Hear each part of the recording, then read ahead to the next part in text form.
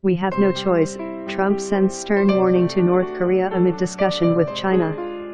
The United States has slammed North Korea's latest missile test as a provocation and insisted it is working closely with China to resolve a crisis that Washington sees as reaching a critical stage. U.S. President Donald Trump threatened the rogue statue with military prowess, overnight tweeting, "Our military is building and is rapidly becoming stronger than ever before. Frankly, we have no choice," he wrote. Amid broader fears that North Korea may again test a nuclear bomb, the Pentagon said yesterday's provocative missile launch was a failure, with the weapon blowing up almost immediately after its early morning takeoff near Sinpo on North Korea's east coast. Following the test, U.S. National Security Advisor H.R.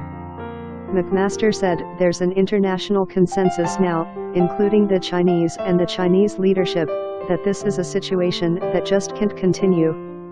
Mr. McMaster said the U.S. and allies were studying all actions short of a military option, though the Trump administration has not ruled that out.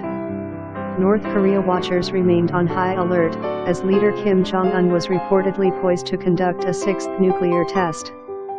Vice President Mike Pence, who arrived in Seoul yesterday, assailed the missile test as a provocation and assured South Korea of Washington's full support against the threat from its volatile neighbor.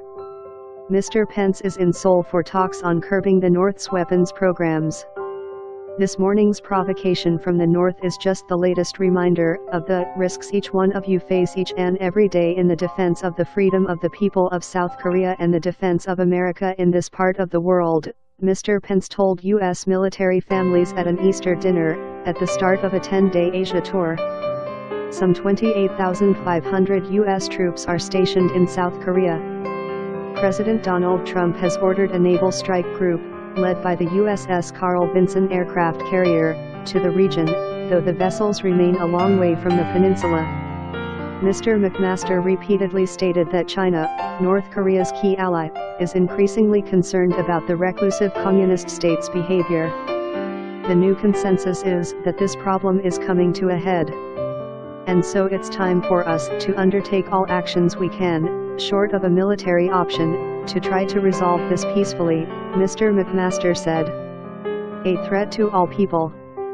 Mr. McMaster said Mr. Trump had directed U.S. military, diplomatic, and intelligence officials to provide him with options, in consultation with regional allies including China, that could be used if the North Korea regime refuses to denuclearize. He called Kim a threat to all people in the region, and globally as well, but cautioned that Trump is clearly comfortable making tough decisions. A White House foreign policy advisor, briefing reporters on the plane that carried Mr. Pence to Seoul, was asked what steps China had committed to when President Xi Jinping met recently with Trump in Florida. There were a number of steps that were discussed, the briefer said on condition of anonymity, adding that when China recently turned back ships bringing North Korean coal, it was a good first step.